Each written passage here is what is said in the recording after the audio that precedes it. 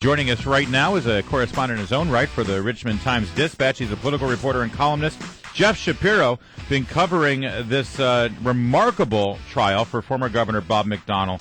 Thanks for joining us, Mr. Schapiro. Thank you. So, what a week. I mean, what started out as a corruption trial has now become a bit of a soap opera.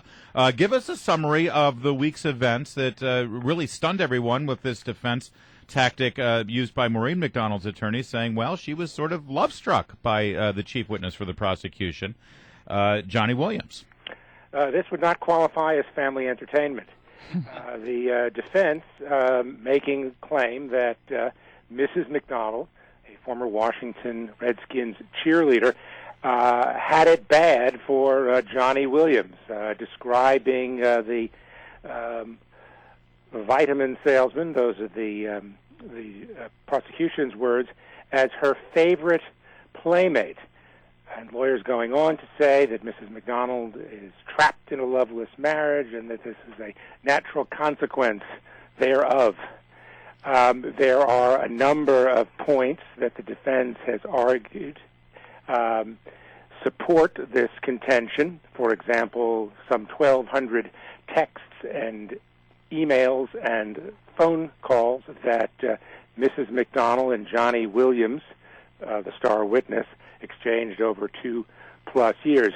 Johnny Williams says there was no romantic involvement. He doesn't believe that Mrs. McDonnell believes that there was a romantic entanglement.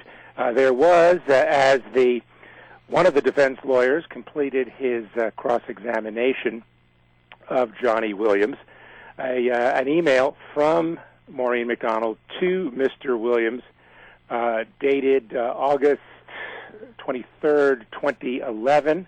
An earthquake had rippled through Virginia. Mrs. McDonnell made note of that and said that the earth moved and she wasn't even having sex. Wow. Jeff, this is Susan Friccio. I have a question. Do you think that the case they're building, that this will work, that they can make the argument successfully that this had nothing to do with the governor, that this was about a relationship between Johnny Williams and the First Lady, and that the case they're building will be strong enough that the governor can escape being convicted?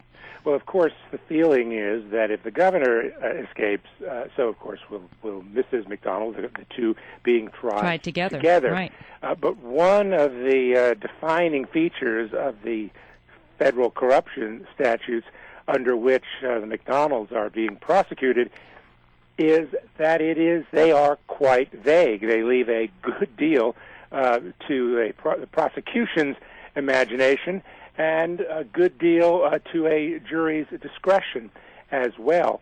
I think one of the points that we can anticipate the prosecution emphasizing is that though the governor claims he has nothing to hide, and at one point described Johnny Williams as a personal friend, that if one looks at his annual compulsory disclosure statements, these are the forms that elective and appointed officials complete in Virginia, they were glaringly bare in terms of references to Mr. Williams's generosity.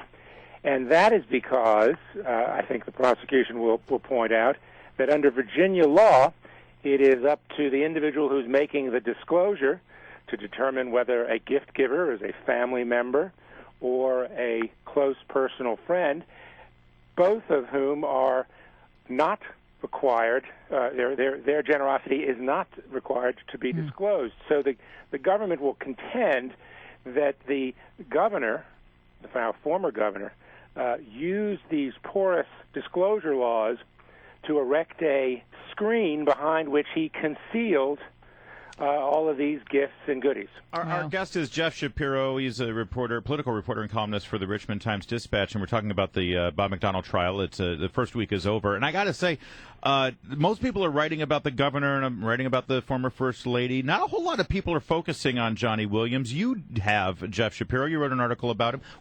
In a nutshell, why should Johnny Williams be believed? Well, this is a question that the government is going to have to answer as well. The contention is that he is in trouble with the federal government, securities and possible tax problems, and that having won this broad immunity under which he is testifying against the McDonald's, he now has every reason to come clean, and that if he doesn't, he could end up in jail. But conversely, doesn't he have to kind of produce the goods? I mean, they're giving him this immunity because they're expecting him to say something. Isn't that the case?